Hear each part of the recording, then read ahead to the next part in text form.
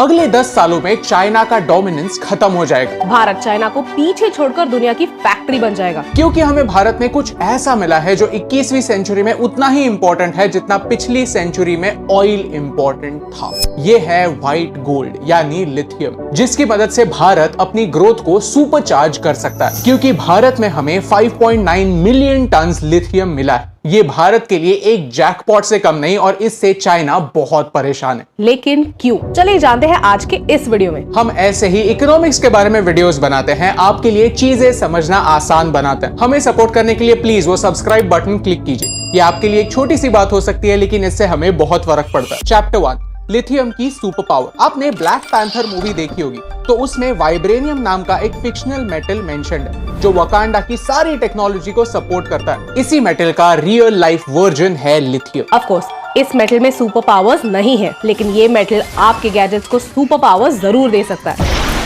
कैसे? इसकी हेल्प से। ये है लिथियम आयन बैटरीज जो हर जगह यूज होती हैं, बच्चों के टॉयज से लेकर बड़ों के टॉयज तक। बच्चे बड़े होते हैं तो क्या वो टॉयज के साथ खेलना छोड़ देते हैं? बिल्कुल नहीं, बल्कि उनके टॉयज भी बड़े होते हैं। इलॉन मस्क ने इलेक्ट्रिक व्हीकल्स के मार्केट को कंप्लीटली चेंज कर दिया अपनी टेस्ला गाड़ियों के साथ। ऐसा नहीं है कि टेस्ला के पहले ईवीज नहीं थी, लेकिन ईवीज काफी छोटी, कम स्पीड वाली, कम रेंज वाली टॉय कार जैसे हुआ करती थी। टेस्ला के साथ इलॉन मस्क ने ईवीज को फ्यूचरिस्टिक बनाया। आज मैक्सिमम टेस्ला गाड़ियां चाइना में बनती हैं और वहां से दुनिया भर में पहुंचती हैं। ये इलॉन मस्क जैसे बिलियनर के लिए भी एक प्रॉब्लम है, क्योंकि कल जाकर चाइना और अमेरिका के रिलेशंस और बिगड़ते हैं तो टेस्ला खत्म हो जाएगी। इसीलिए वो अपने घर के बगल में टेक्सास में एक लिथियम रिफाइनरी शुरू करने की डिमांड कर रहे हैं। लिथियम ईवीज के लिए जरूरी क्यों? क्योंकि लिथियम से ही इन ईवीज की बैटरीज बनती हैं। क्रूड ऑयल को ब्लैक गोल्ड कहते हैं, वैसे ही लिथियम को व्हाइट गोल्ड कहते हैं। आज जिस देश के पास ऑयल है वो देश पावरफुल है, वैसे ही फ्यूचर में जिस देश के पास लिथियम यानी व्हाइट गोल्ड होने वाला है वो पावरफुल देश होने वाला है। चैप्टर 2, लिथियम का इंपॉर्टेंस। बैटरी जैसी सिंपल चीज को हम यूजुअली ग्रांटेड ले लेते हैं। आज नुक्कड़ के हर दुकान पर आपको बैटरी मिल जाएगी। आपको यकीन नहीं होगा लेकिन इंसानों ने पहली बैटरी साल 1800 में बनाई, फिर 1859 में पहली रिचार्जेबल बैटरी बनी, लेकिन ये बनी थी लेड एसिड से। ऐसे टाइप की बैटरीज आज भी आपकी बाइक में या गाड़ी में यूज होती हैं, सेल्फ स्टार्ट करने के लिए या विंडोज ऊपर नीचे करने के लिए। प्रॉब्लम ये होता है कि ये बैटरीज काफी बड़ी होती है और ज्यादा कैपेसिटी नहीं रखती। उससे छोटी निकल कैडमियम बैटरीज 1899 में बनी थी और फिर बहुत समय के लिए इस टेक्नोलॉजी में कोई डेवलपमेंट नहीं हुई। जिन देशों ने इस टेक्नोलॉजी को मास्टर किया उन्होंने इलेक्ट्रॉनिक्स के पहले रेवोल्यूशन में बहुत पैसे छापे। लेकिन 1973 में अरब वर्ल्ड ने अमेरिका जैसे सुपर पावर को भी बहुत बड़ा चैलेंज दिया कि हम भी असर्टिव बन सकते हैं। हमारे ऑयल के लिए हम आपसे जो चाहे वो प्राइस चार्ज कर सकते हैं। यहाँ 2 इम्पोर्टेंट इवेंट्स हुए कि पेट्रो डॉलर अग्रीमेंट हुआ, जहाँ सारा ऑयल का ट्रेड डॉलर्स में होने लगा और सऊदी अरेबिया अमेरिका का एक बड़ा पार्टनर बन गया। इसके बारे में हमने इस वीडियो में डिटेल में बताया है, जो आप यहाँ पर देख सकते हैं। ऑयल के प्रॉब्लम को अमेरिका ने टेम्पररीली सॉल्व तो किया था, लेकिन जरूरत थी एक लॉन्ग टर्म सोल्यूशन जिससे वो ऑयल पर डिपेंड करना कम करे। 70s और 80s के दौर में एक्सॉन नाम की एक ऑयल कंपनी में काम करने वाले डॉक्टर विटिंघम ने एनर्जी को स्टोर करने के बेहतर तरीके ढूंढना स्टार्ट किए और सेम साइज में लेड बैटरी से 10 गुना ज्यादा एनर्जी स्टोर करने की टेक्नोलॉजी ढूंढ कर निकाली। आगे जाकर उन्हें केमिस्ट्री में इस डिस्कवरी के लिए नोबेल प्राइज भी मिला।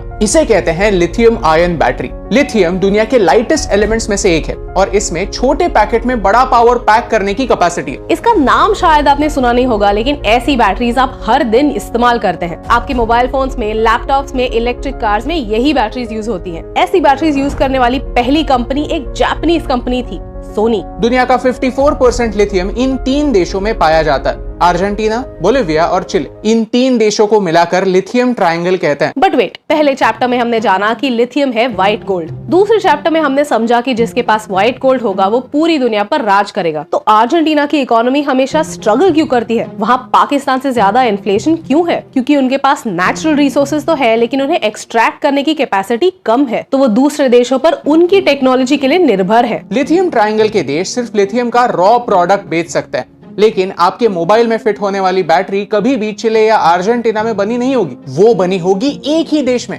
China. Chapter 3, China's empire. Love them और hate them but you can not ignore them. बात हो रही है चाइना की। आज लिथियम आयन बैटरीज का मार्केट $70 बिलियन का हो चुका है और इस पूरे मार्केट पर चाइना राज करता है। आज चाइना लिथियम में दुनिया को डोमिनेट करता है। 80% लिथियम बैटरीज चाइना में बनती है। दूसरे नंबर पर अमेरिका आता है जो सिर्फ 7% बैटरीज बनाता है और बचे कुछ 13% बाकी के सारे देशों में डिस्ट्रीब्यूट हो गए हैं। मोनोपोली। चाइना के इस डोमिनेंस के लिए काफी छोटा शब्द। दुनिया इलेक्ट्रिक हो रही है। अगले 20 सालों में 2040 तक दुनिया की आधी गाड़ियां इलेक्ट्रिक व्हीकल्स होंगी और चाइना लिथियम आयन बैटरीज के साथ वही कर रहा है जो उन्होंने सोलर पैनल्स के साथ किया। रसेल ओल ने अमेरिका में सोलर पैनल्स इन्वेंट तो किए, लेकिन आज हर 4 में से 3 सोलर पैनल्स चाइना में बनते हैं। उनका फंडा सिंपल है, होमवर्क करने में नहीं, होमवर्क कॉपी करने में मास्टर बनो। चाइना ने दुनिया की नस पकड़ ली। उन्हें ये पता है कि क्लाइमेट चेंज हो रहा है और वो इस क्लाइमेट चेंज का इस्तेमाल अपने इकोनॉमिक फायदे के लिए कर रहे हैं। क्लीन एनर्जी ऑलरेडी दुनिया में सबसे फास्टेस्ट ग्रोइंग इंडस्ट्री बन चुकी है और चाइना क्लीन एनर्जी में सबको पछाड़ रहा है। फोटोवोल्टाइक सेल्स चाइना में बनते हैं। दुनिया की सबसे सस्ती विंड पावर चाइना बनाता है और लिथियम आयन बैटरीज भी बनाने में चाइना एक्सपर्ट बन चुका है। अमेरिका जैसे देश ने ये टेक्नोलॉजी इन्वेंट की, जापान ने उसे कमर्शियलाइज किया। जिन देशों में नेचुरली ये मेटल्स पाए जाते हैं उन्होंने अपने नेचुरल रिसोर्सेज के दम पर प्रॉफिट कमाए और चाइना जैसे देश ने इस बढ़ते हुए इंडस्ट्री का टाइम पर एडवांटेज लिया। यहाँ से एक चीज मिसिंग है, दुनिया का सबसे पॉपुलस देश, एक ऐसा देश जो मोबाइल्स के लिए दुनिया का 2nd लार्जेस्ट मार्केट है, जो लिथियम आयन बैटरीज का सबसे बड़ा कंज्यूमर तो है, लेकिन इस इंडस्ट्री से कोसों दूर है, Bharat. Chapter 4, India's master plan. Video की शुरुआत में मैंने आपसे कहा था कि भारत में 5.9 मिलियन मेट्रिक टन लिथियम मिला है। चाइना में सिर्फ 4.5 मिलियन मेट्रिक टन लिथियम है। फिर भी बैटरीज बनाने में उन्होंने खुद से 5 गुना ज्यादा लिथियम होने वाले देशों को भी पीछे छोड़ा। ट्रिक सिर्फ नेचुरल रिसोर्सेस होना नहीं, उन्हें एक्सट्रैक्ट करने की टेक्नोलॉजी होना और उसे यूज कर पाना भी है। इंडिया का प्लान सिंपल है, होमवर्क कॉपी करने वाले चाइना से भी बेहतर कॉपी करना सीखो। अगर आपने इस वीडियो को गौर से देखा तो इंडिया का मास्टर प्लान आपकी आंखों के सामने साफ है। अगर अमेरिका में टेस्ला है तो हमारे पास टाटा महिंद्रा है जो वर्ल्ड क्लास ईवीज भारत में बना रहे हैं। आपके बजट में फिट होने वाली ईवीज आपके घर तक पहुंचा रहे हैं। साथ ही साथ पूरे भारत में चार्जिंग नेटवर्क बना रहे हैं। नितिन गडकरी जी कहते हैं कि 2030 तक भारत में चलने वाली 1/3 गाड़ियां इलेक्ट्रिक होनी चाहिए। अलग अलग स्टेट्स में आपको इलेक्ट्रिक व्हीकल्स खरीदने पर सब्सिडीज मिलती हैं। ये है मास्टर प्लान का पहला स्टेप कि प्राइवेट प्लेयर्स में इंटरेस्ट जगाओ। दूसरा स्टेप है बाहर के देशों पर डिपेंडेंस कम करो। आज टाटा महिंद्रा की गाड़ियां बनती तो इंडिया में है, लेकिन फिर भी बैटरीज चाइना से आती है। यानी मेड इन इंडिया गाड़ी के अंदर जाके तो छोटे अक्षरों में मेड इन चाइना लिखा होता ही है। ये एक फैक्ट है,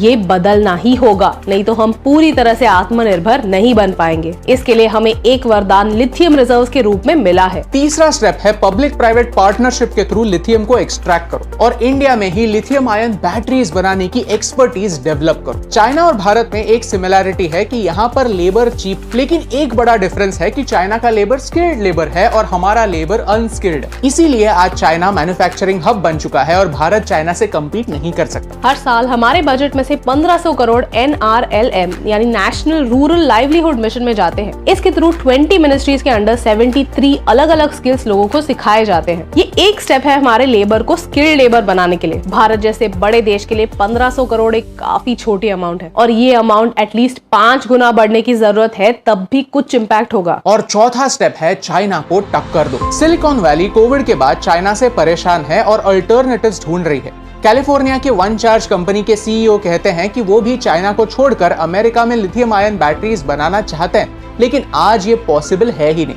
क्योंकि अमेरिका में लेबर एक्सपेंसिव है। उन्हें चाइना से इंपोर्ट करना ही सस्ता लगता है। तो सिर्फ चाइना क्यों? क्या बैटरी जैसी सिंपल चीज हम इंडिया में नहीं बना सकते? ये सवाल हम सबको अपने आप को पूछने की जरूरत है, क्योंकि अगर हमने इस मौके पर चौका मारा तो हम चाइना के वर्ल्ड डोमिनेंस को रोकने के लिए एक बड़ी बाधा बन सकते हैं। प्लस अगर कल चाइना के साथ कोई कॉन्फ्लिक्ट होता है तो हमारे देश की बैटरी खत्म नहीं होगी। देसी अल्टरनेटिव्स हमेशा रहेंगे and that's important. Chapter 5, why India needs to act fast. जब भी कोई गुड न्यूज आती है तो हमें उसे with a pinch of salt लेना चाहिए, यानी खुशी होनी चाहिए, लेकिन सेलिब्रेशन में अगर एक्शन ही लेना भूल गए तो भारी पड़ सकता है। Why am I saying this? क्योंकि 1992 में भी यही सेम न्यूज जम्मू कश्मीर से आई थी। Director of mineral investigations MR Kalsotra ने ये खुद बताया था कि जम्मू कश्मीर रीजन में लिथियम माइनिंग पोटेंशियल है। 1999 में एक 67 पेज की रिपोर्ट भी बनी थी, लेकिन तब से अब तक कोई एक्शन नहीं ली गई। Well, you snooze, you lose। और यही अपॉर्चुनिटी चाइना को मिली, और चाइना पिछले 20 सालों में हमसे 5 या 6 गुना ज्यादा तरक्की कर चुका है। हमने इलेक्ट्रिक रेवोल्यूशन के पहले फेज को मिस कर दिया, अब दूसरा फेज जस्ट शुरू हो रहा है। नई जनरेशन के लिए और ज्यादा कैपेसिटी की बैटरीज लगेंगी और इसमें भारत एक सप्लायर बन सकता है। प्लस कोई भी नई टेक्नोलॉजी एनवायरनमेंट के लिए नई प्रॉब्लम्स लेकर ही पैदा होती है। माइनिंग एनवायरनमेंट के लिए डिस्ट्रक्टिव होता है। साथ ही साथ लिथियम आयन बैटरीज को कैसे डिस्पोज ऑफ करना है, इसके लिए हमारे पास कोई रिलायबल सोल्यूशन नहीं है। ये कोई जादू का चिराग नहीं होती जो लाइफ टाइम के लिए चलती है। एक समय बाद इन बैटरीज को डिस्पोज ऑफ करना पड़ता है। एस्टिमेट ये है कि 2030 तक दुनिया भर में 2 million ton used lithium batteries होंगी।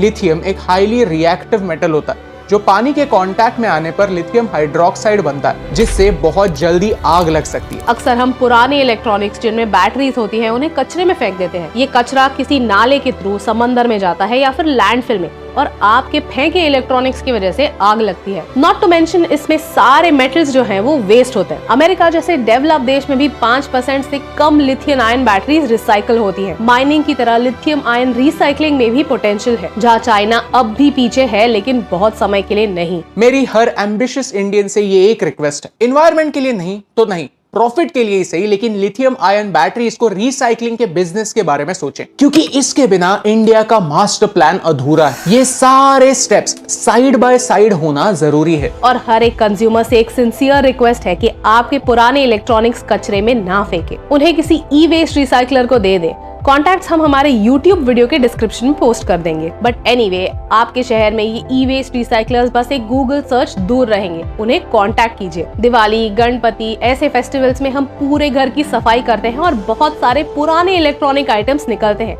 आपके सोसाइटी में एक ई वेस्ट कलेक्शन ड्राइव कीजिए और सब साथ में सोल्यूशन का हिस्सा बनिए। अगर आपको इस वीडियो से वैल्यू मिली, कुछ नया सीखने मिला, तो इस वीडियो को शेयर कीजिए, क्योंकि एक गुड न्यूज तभी बनती है जब उस पर टाइम पर एक्शन ली जाती है, और यही इंपॉर्टेंट बात आप तक पहुंचाने से मुझे फर्क पड़ता है। हे दोस्तों, thank you so much for watching this video till the end. अगर आपको ये वीडियो अच्छा लगा तो वो लाइक बटन प्रेस कीजिए। ऐसे ही और कौन से वीडियोस है जो आप देखना चाहते हैं, हमें कमेंट्स में जरूर बताइए। टाटा भारत की ईवी रेवोल्यूशन को कैसे लीड कर रहा है, आप इस वीडियो में जान सकते हैं। अगर आपको हमारे देश की इकोनॉमी के बारे में जानना है तो ये वीडियो देखना ना भूलिए। Thank you so much for watching, क्योंकि आपके सपोर्ट से हमें फर्क पड़ता है।